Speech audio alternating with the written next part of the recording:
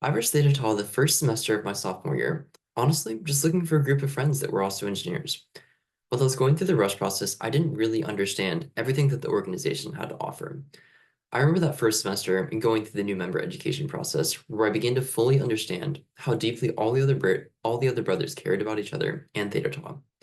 What I originally thought I was going to be joining was just a professional engineering fraternity. I thought it was going to be everything from resume and LinkedIn workshops, to career panels and maybe some practice interview questions.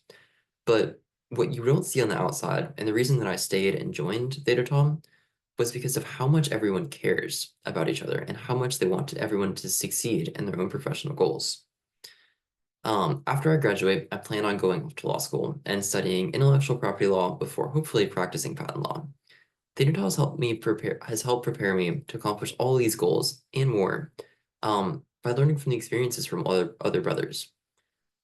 Through my time in Theta Tau, I've gotten to know dozens of older brothers who've gone all across the country exploring different career paths, or different forms of higher education. And seeing all these other brothers take on these new lives and different new challenges in their lives has given me the confidence in my own abilities to go out into the world and accomplish anything that I want to accomplish.